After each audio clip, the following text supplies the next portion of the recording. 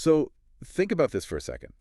What if the most dangerous thing that you carry into a cybersecurity conference isn't like a hacked laptop or a burner phone, but it's just a simple barcode printed on your chest? Oh, yeah, the badge. Right, the badge. Yeah. Because you know the exact environment I'm talking about. You walk into one of these massive convention centers, the fluorescent lights are just humming, and immediately you are completely stripped of your humanity. You are no longer a person. You're a metric. Exactly. You're just pipeline. Yeah, everywhere you turn, there is this incredibly aggressive sales pitch, and you constantly hear that inescapable mechanical beep of the digital badge scanners. You aren't actually building a network at that point. You are just being harvested as a lead for a database. It is such an incredibly transactional environment. And frankly, I mean, it is just burning people out. Right. Because every interaction in those massive exhibit halls, it's weighed against somebody's quarterly sales quota. Right. And if you are a chief information security officer navigating that space, your default posture just has to be completely defensive. You have to have your walls up. You're walking around with your guard up constantly, which is, ironically, the exact opposite of what you need to actually learn from your peers. Which brings us to the core of our deep dive today. Yeah. So welcome, everyone. We are unpacking an ecosystem that is actively dismantling that exact corporate dynamic. It's so fascinating. It really is. We were looking at the 2026 CISO.POKER event. And specifically, we're diving into their flagship tournament called the Stack. Now, this takes place at Hacker Summer Camp over at the Wynn during DEF CON week. Right, which is arguably, the highest stakes, highest noise week in the entire cybersecurity calendar. Oh, for sure. So to try and create an environment of actual genuine trust in the middle of Las Vegas during DEF CON, I mean, that requires a very deliberate kind of social architecture. And that architecture is exactly what we are going to explore today. We're looking at how this event uses basically the psychology of poker, combined with these highly specialized physical artifacts, to reinvent how community trust is built. And we get to talk about the prize pool too, right? Oh, absolutely. We are going to examine the extreme privacy technology that is powering their prize pool. Yeah. But, to understand how all of this actually works, we do need to acknowledge the architects behind it. Yeah, credit where it's due. Definitely. Yeah. So CISO Marketplace and the CyberAdX network are the ones hosting this flagship event. And they are doing this alongside prize contributors like Portswigger, NitroKey, and Nova Custom. But the thing is, they aren't just like slapping logos on a step and repeat banner. They are integrating directly into the mechanics of the room. Well, yeah, and that integration is just key. Because if we look at the broader cybersecurity landscape right now, I mean, the industry is just suffering from chronic late fatigue. Yeah. And I am not just talking about the red flashing lights on a security operations dashboard. I am talking about vendor noise. Right, the endless emails. Yes, a CSO is bombarded with literally thousands of emails, thousands of pitches, all claiming to somehow solve all their problems. In that kind of environment, trust is the absolute rarest commodity you can find. You can't just buy it with a sponsored happy hour. Exactly. You cannot buy it. It has to be built through authentic, pressure-free conversations with peers who are facing the exact same threats you are. So how do you mathematically engineer a room to generate that kind of trust? I mean, it starts with the guest list. This isn't just an open call where anyone can buy a ticket. No, not at all. They tightly curate the room to just 75 to 100 CISOs and senior security leaders. And crucially here, they enforce a very strict rule on who is not allowed in the room. Right, the ban list. Yeah, the ban list. There are 0 sales development reps, no SDRs, no business development reps trying to hit a quota. By completely removing the people whose literal job description is to extract a meeting from you, the defensive walls immediately come down. They have to. But, putting 100 introverted security engineers in a room together, that doesn't just automatically spark deep conversation. Right, people will just look at their phones. Exactly. And that is where the Texas Hold'em comes in. Poker is the catalyst here. Because if you think about the mechanics of the game, it requires risk assessment. It requires resource management under pressure, Right. Working with incomplete information, and, reading human behavior to detect bluffs. You literally just described the day job of a chief information security officer. Exactly. I mean, they have effectively abstracted the daily psychological burden of a CSO and turned it into a card game. And because everyone at the table has real skin in the game. Even though entry is free. Right, entry is free. But they are playing for highly coveted, incredibly high-value stakes, so it creates natural accountability. Yeah, you can't just zone out. No, you can't just politely nod while someone talks at you or stare at your phone under the table. You have to be present and pay attention to the felt. The game provides this sort of shared low-stakes context. Like, if Mhm. a CISO takes a really bad beat on the river card, they immediately have something to talk about with the person sitting next to them. It bridges the gap instantly. It totally bridges the gap. And then 10 minutes later, that casual conversation about a bad hand organically shifts into like a heavy conversation about how they are negotiating with a ransomware syndicate. It creates a structured decompression, but the psychological grounding here goes way beyond just the rules of the game. It actually extends to the physical objects on the table. Yeah, and this is a detail that I found incredibly compelling when we were researching this. The organizers don't just order cheap, mass-produced plastic chips from overseas. As they go all out. They really do. CISO.POKER operates their own in-house 3D print farm, which they call CISO Gear. And they manufacture these high-quality, customized physical artifacts specifically for these events. Yeah, it's impressive stuff. We are talking heavyweight branded chipsets, custom card guards for the individual players, 3D printed table plaques, unique geometry trophies. It is a very deliberate rejection of the ephemeral digital world. I do want to challenge that just slightly, though. Like, is a physical object actually that much better? How so? Well, I mean, I have drawers full of corporate swag. Stress balls, branded pens, cheap USB drives that I literally never look at.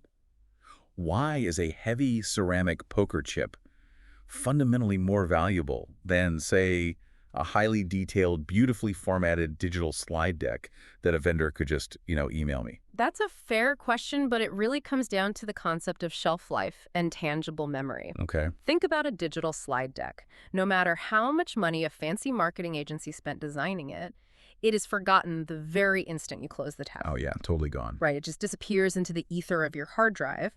And standard corporate swag, it ends up in the trash because it has no real weight and no context. It's generic junk. Exactly.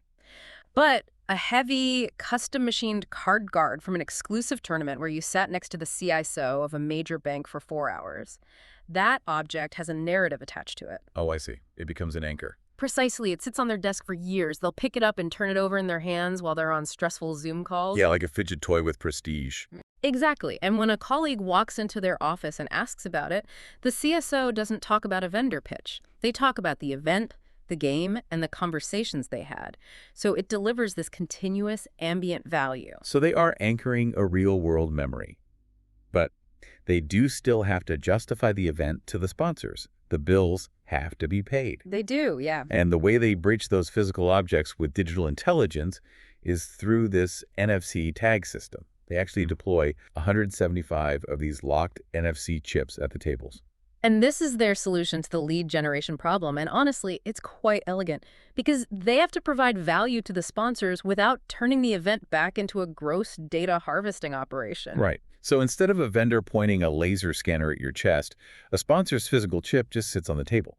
If you, the player, decide you are actually interested in what that sponsor does, you pick up the chip and physically tap it with your own smartphone. It's opt-in. Totally opt-in. And when you do that, the chip uses Cloudflare D1 edge workers to log the interaction. Which is incredibly fast. Super fast. And for those who might not know, D1 is basically a serverless database that runs at the edge of the network, meaning the code is executing geographically close to the user, like right there in Las Vegas, rather than bouncing all the way back to a centralized server in Virginia or something. Right, which is why that redirect happens in about 50 milliseconds. It's seamless. But here's the really critical part. It does not capture a single piece of personally identifiable information. No PII at all. Nothing. No name, no email, no company. Which naturally raises the question from the business side. If the sponsor isn't getting an email address, what are they actually paying for? Right. What's the ROI? And the answer is they're paying for verified intent. The system hashes the IP address immediately, so raw addresses are never actually stored. It just logs the timestamp, the general city, and the device type. Because the real value is in the physical action. Yes. You have to consciously pick up the object and tap it. It is a genuine expression of interest, not some passive, forced scan where you were just trying to get a free T-shirt. And in a marketing context, capturing one single instance of warm physical intent is far more valuable than a spreadsheet of 500 emails from people who are just, trying to walk past a booth to get to the bathroom. Totally. And they combine this physical interaction with a system they call FeltIQ. Oh, right, the kiosks. Yeah, so between hands, they use these anonymous tablet kiosks to ask adaptive real-time questions to the room. And again, zero PII. But because of who is specifically in the room, they are getting real-time consensus intelligence from 80 of the top security minds in the industry. Yeah, on emerging threats, AI risk, budget allocations, it's just an incredible pulse check. And what is super interesting is that this entire model isn't just restricted to massive Las Vegas conventions. They're actually scaling this philosophy locally to regional community games. The localization is a vital part of their strategy. I mean, it allows grassroots security networking to thrive without relying on a massive corporate travel budget. Exactly. So they run these in Texas card houses, Dallas, Houston, Austin, San Antonio. And because CISO Gear can do small run manufacturing, they produce city-branded card guards and chips for these local meetups. That's brilliant. It really is. It gives a regular Tuesday night gathering of 20 local security professionals the exact same high-quality physical identity as a flagship Las Vegas event. It legitimizes the local community. It grounds the relationship in the physical world. And that philosophy of physical sovereignty and verifiable trust, it extends directly into the hardware that they are actually competing to win. Yes, let's shift to that hardware, because the prize pool reveals the extreme lengths these executives will go to just to establish a basic baseline of privacy. Let's look at the third place prize. Right. This is sponsored by NitroKey. Yes, and we should definitely acknowledge NitroKey for sponsoring the final table and putting up the Pocket as the third place prize, which is this comprehensive privacy and hardware security kit. It's a great prize. It is. A quick side note on the logistics of this, by the way. NitroKey is European hardware, but they use securitygadgets.shop as their authorized distributor in the U.S. Which is a lifesaver. Huge lifesaver. By holding the inventory locally, they allow U.S. buyers to bypass those nightmare international customs delays. You can literally order a device and have it ready for pickup in Vegas. It's a necessary logistical bridge, for sure. But the hardware itself is what really demands our attention here. I agree. Now, I have always operated under the assumption that YubiKey was just the undisputed gold standard for hardware security keys. Like, it's what everyone uses. So why would a CISO specifically seek out a NitroKey 3 instead? It really comes down to a fundamental philosophical difference in how security is achieved. So YubiKey builds robust, excellent products, absolutely, but their firmware is proprietary. Meaning it's closed source. Yes, it is a black box. As a user, you are entirely reliant on blind vendor trust. You just have to believe them when they say there are no hidden flaws or backdoors. NitroKey, on the other hand, builds its firmware using open source code written in Rust. So anyone in the security community can literally just download the code, read it, and verify that it does exactly what it claims to do and nothing else. Exactly. Trust, but verify. And then you also have to look at the physical hardware certifications. Right. YubiKey utilizes an ELL5 certification level for its secure element. EL stands for Evaluation Assurance Level. Good. And level 5 is highly secure. But the NitroKey 3 series uses an NXP SE050 secure element that achieves an EAL6 Plus certification. Wait, what does that plus actually mean in practice? Like, is it that big of a leap? It actually is. It means it has been mathematically tested and proven to withstand higher order, highly sophisticated physical attacks. It is the exact same certification threshold required for military and government smart cards. Oh, wow. Yeah, so it is a demonstrably higher barrier against physical compromise. Eliminating the need for blind trust, that makes total sense. But NitroKey's involvement in the prize pool goes beyond just the hardware keys. They also produce the Nitrophones, which run Graphene OS. And this is where we really see what executive threat modeling actually looks like. It's wild. So they start with standard Google Pixel hardware. Right. Let's say the Pixel 10 Pro. And they completely strip the software down. They de-Google it. Right. And to understand why they do that, you have to look at the threat profile of the people playing in this tournament. Sure.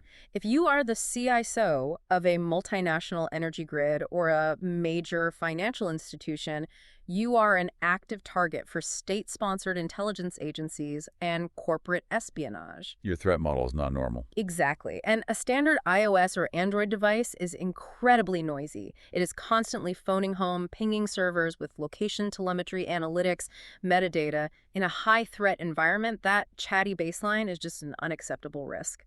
So they wipe it entirely and install Graphene OS, which is a hardened operating system focused completely on privacy. And what's really fascinating is that they still utilize the Google Pixel's physical Titan M2 secure element. Right. They don't toss the hardware security. Exactly.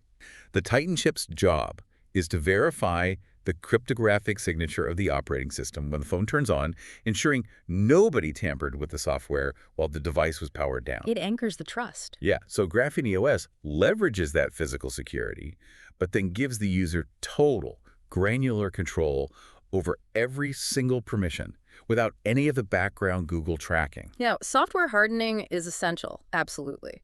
But for the absolute highest threat models, it just isn't enough. NitroKey actually offers physical device modification. This is the part that sounds like it was written for a spy thriller. It really does. If you request it, NitroKey will open the chassis of a brand new Pixel 10 Pro and physically destroy or remove the microphones, the cameras, and the sensors directly from the motherboard. It is absolute undeniable air gapping of the device's sensory inputs. It's insane. I mean, think about it. You cannot remotely hack a microphone that does not physically exist. Right. If the executive needs to make a phone call, they literally have to physically plug in a wired headset. It's like taking a highly connected smart home and just turning it into a solid concrete bunker. Yeah. You lose the convenience of the view, but you guarantee that nobody can look through the windows. It sounds paranoid to a standard consumer, but when you hold the keys to a Fortune 500 company's data, convenience is usually a vulnerability. Threat modeling requires assuming compromise, which naturally leads us to the full-scale computing environments that they are playing for. Right, the big prizes. It is. But actually, before we talk about the runner-up prize, we have to mention the bubble. Oh, the bubble. It's brutal. For those who don't play poker, if you are the bubble, it means you are the very last person eliminated right before the prize money kicks in. Worst feeling in the world. You play for 4 hours, you survive 80 other players, and you walk away with absolutely nothing. It is a brutal feeling. But Portswigger softens the blow by sponsoring the bubble at this event. It's a really great contribution to the community aspect of the game. They give the bubble player a 1-year professional license to their web security testing platform, which is basically the industry standard. And they also run the Web Security Academy entirely for free, which provides these hands-on, interactive labs for security practitioners to learn vulnerability testing. So even the most heartbreaking exit of the night still results in a massive toolkit upgrade. Exactly. But for the player who survives the bubble and lands in second place, the hardware they win represents a complete paradigm shift in how we think about computer architecture. It's a beast. A huge thank you to Nova Custom for donating this second place prize. And because it's a poker tournament, they keep the exact piece of hardware a secret. It literally sits face down on the final table until the end of the night. Adds to the drama. For sure. Yeah. But to understand why a security leader would choose a Nova Custom laptop over a standard off-the-shelf enterprise machine, we have to talk about the Intel management engine. Yes. Most people have never even heard of it, but almost every modern Intel processor has this management engine baked directly into the silicon. It is essentially a privileged hidden coprocessor. It runs its own operating system, usually a variant of MINX, and it operates completely independently of whatever operating system you install, whether that's Windows, Linux, or anything else. Wait, so you are telling me there's an entirely separate tiny computer running inside my computer, and I have zero visibility into what it is actually doing? Yes, and it operates at what is known as ring -3. Ring -3. Yeah, so in computer architecture, rings denote privilege levels. Your standard applications run at ring 3. Your operating system kernel runs at ring 0. Yep. The Intel management engine runs at ring -3, meaning it has deeper, more fundamental privileges than your operating system or your hypervisor. It has direct access to your system memory and your network interface. Why would Intel intentionally put a hidden, all-powerful black box into billions of processors? That sounds malicious. Well, the original intent was entirely benign.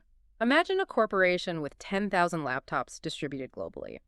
The IT department needs a way to remotely update firmware, diagnose hardware issues, or even wipe a machine, even if the primary operating system is corrupted or the machine is technically powered off. Oh, I see. The management engine allows for that out-of-band remote administration. Okay, the IT use case makes sense. But if it has full network access and bypasses the operating system entirely, it must be a massive target. It is the ultimate opaque attack surface. because if a threat actor compromises the Intel management engine, they own the entire system. Wow. And because the compromise exists at a level beneath the operating system, your standard antivirus or endpoint detection software will never even see the malicious activity. It is completely blind to it. That is legitimately terrifying. So how does Nova Custom solve a problem that is baked into the silicon itself? They perform digital surgery at the firmware level. First, they just rip out the proprietary closed-source BIOS that most computers use, and they replace it with Desharo core boot firmware. And because Desharo is open source, thousands of security researchers can read the code to ensure the boot process is completely clean. Exactly. Then, they use highly specialized software tools to physically neutralize and disable the Intel management engine. They basically sever its capabilities, removing that hidden attack surface entirely. They are handing total ownership of the hardware back to the user. But Nova Custom's extreme tier, the Security Titan line, takes it even further. This machine actually comes certified to run Quab's OS. Oh yeah, Quab's OS is amazing. It uses hardware-enforced virtual machine isolation. Right. So instead of running all your applications in one shared environment, every single task is isolated. If you accidentally open a malicious PDF in your web browser, that malware is trapped inside a disposable virtual machine. It can't escape. Right. It physically cannot reach over and access the separate virtual machine running your email client. The software isolation is brilliant. But how do they protect the physical hardware while it is shipping to you? This is where the concept of an evil-made attack comes in. Such a huge risk in supply chains. Right, like let's say someone intercepts the FedEx package, opens the laptop case, installs a tiny hardware keylogger on the motherboard, screws the case back together, and just leaves it on your doorstep. How would you ever know? Traditionally, you wouldn't. You'd be completely compromised. But Nova Custom has engineered a surprisingly analog, highly effective solution to this digital supply chain problem. The 3D glitter. The glitter's my favorite part. It is so cool. When they finish building the Security Titan laptop in their facility, they seal the chassis screws with a special polish that literally has glitter mixed into it. As that polish dries, the glitter flakes settle into a completely random, three-dimensional pattern. It functions as an unforgeable physical cryptographic signature. It is exactly like an ancient king dripping hot wax onto a sensitive letter and pressing his unique signet ring into it to seal it. Nova Custom takes a high-resolution macro photograph of that exact glitter pattern on your specific laptop, and they send that photo to you via end-to-end encrypted Proton mail. So when the box arrives at your house, you take your own macro photo of the screws and compare the two. And if someone messed with it, you'll know. Instantly. If a customs agent or a corporate spy tried to unscrew the chassis in transit, they would shatter the polish. It is physically impossible to recreate that exact random distribution of glitter. If a single flake is out of place, you know the device is compromised before you ever press the power button. It uses chaos and physics to defeat a digital supply chain attack. I mean, think about the device you use for work every day. You press the power button, the screen lights up, and you just blindly hope that the invisible firmware running underneath everything is secure. Yeah, we just cross our fingers. But these security leaders do not rely on hope. They require verifiable, open-source hardware. And that brings us full circle on the ethos of this entire event. The CISO.POKER tournament isn't just a clever networking gimmick. It is a structured rebellion against the automated data harvesting machine of modern corporate technology. They recognize that in an industry completely overwhelmed by digital noise and artificial metrics, trust just cannot be automated. Exactly. By combining the highly curated, invite-only environment that fosters real peer conversations with physical NFC tokens that register warm intent without stealing personal data, and by offering extreme open-source privacy hardware as the ultimate reward, they are engineering a community rooted in undeniable trust. It really is a return to fundamentals. The most valuable assets in cybersecurity right now are physical, verifiable, and deeply human. Absolutely.